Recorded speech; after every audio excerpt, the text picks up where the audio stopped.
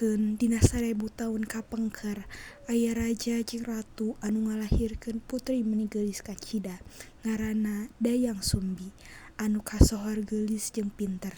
Hiji nu matak dipikahaman teh nyaeta ieu putri meuni manja.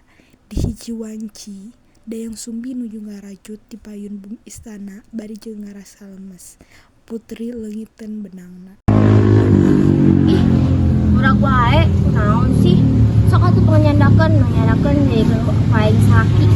Saparantos putri ngucapkeun sumpah, torojol anjing sakti si Tumal datang.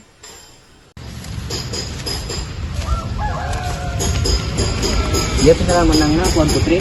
Hah, nah ada seekor anjing nganda pintaran menangna. Ya terbaik abis turun nikah jangan ieu. Gusti kumaha ieu? Udah.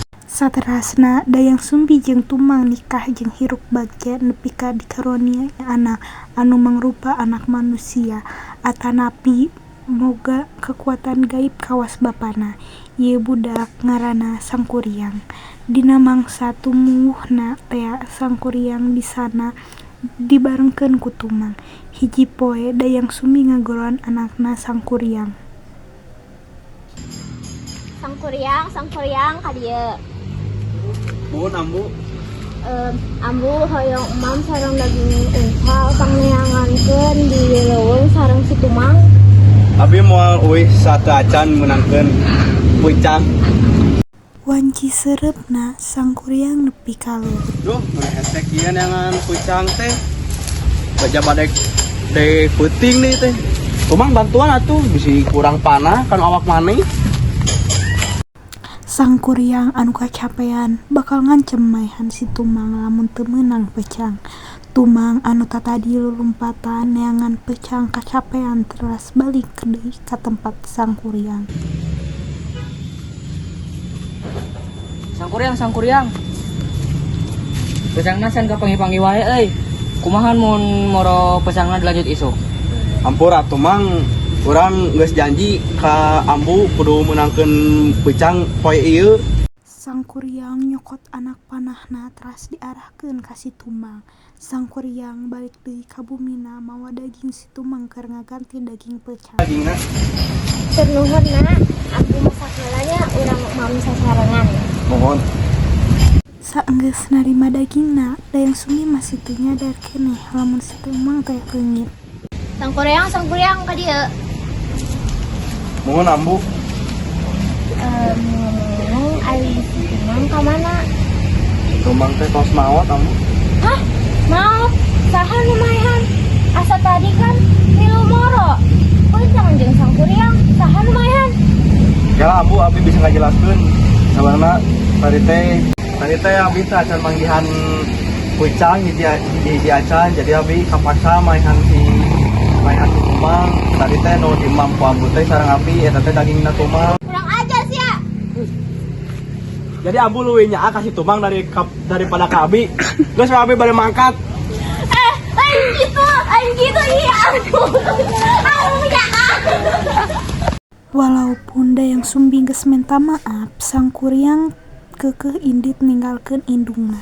Akhirna Dayang Sumbi neangan Dewi rek curhat jeung minta bantuan. Dewi tolongan abi. Aya naon nih?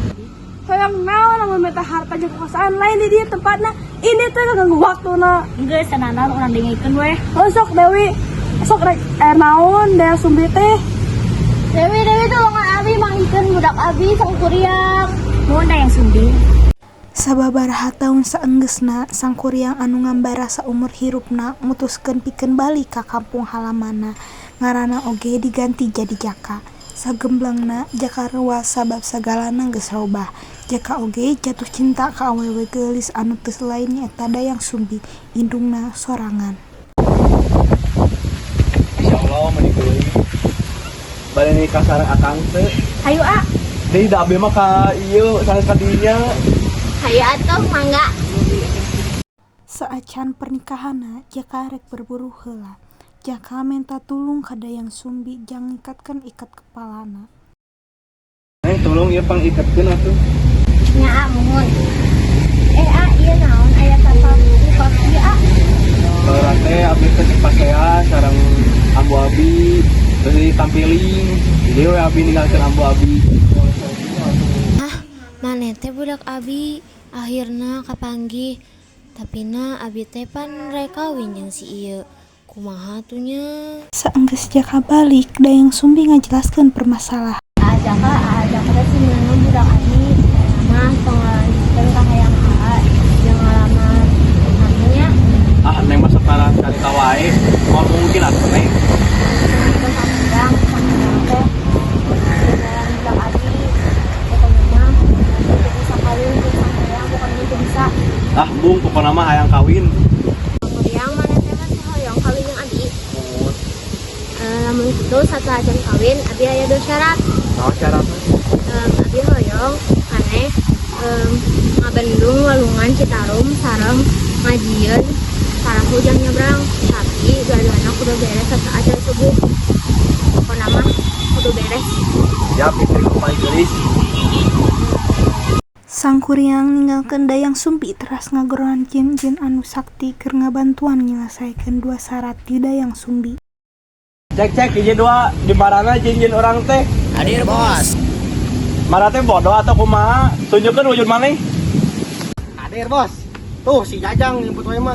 Senyumput orang mah nuturkeun si Ujang. Tong kita tuh Geus atuh geus tong para saya. Sama tupan je mah. Geus atuh marana teh deui keunila ieu urang aya proyek padahal. Nah, bos. Naon bos?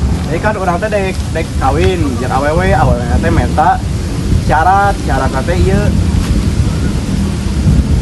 Skip lah, teu paham. Jadi kumaha bos atuh? Ngajin Bendungan Citarum. Parahu. Sapeting. No. Geus cari cing mah marane mah barokokop. Sang Kuryang jeung jin-jinna mulai ngagawean ka hoyong Dayang Sumbi. Jeung kakuatan jin-jinna manehna ngabendung cai sungai ti lumpur sareng taneuh. Sedangkan sareng Kuryang neangan bahan-bahan keur ngajieun para. Kumaha bendungan teh geus jadi? Bos, bos. Tinggal dipoles tiket beres bos. Tadi atuh bantuan adalah orang ngajieun parahu. Bos kumaha sih bos teh meni resep pisan ka. Sini bos pas pagi. Nya bos, pengetkeun suaranya mesti berkokok. Manyang geus subuh deui pasti kalampuan Dayang Sumbi. Sang Kuryang akhirna ngeureunkeun gaweanana sebab ngarasa gagal ngalaksanakeun syarat di Dayang Sumbi. Kaulan ambek jeung kesal Sang Kuryang nutuk Dayang Sumbi teras ngaruksak bendungan anu geus dijieun ku sorangan. Desa-desa pun kalelep ku cai bendungan. Sang Kuryang oge nanjong parahu jeunana sorangan nu tereh jadi ka tengah leuweung. Nepi ka parahu eta tibalik ngabentuk gunung Tangkuban Parahu.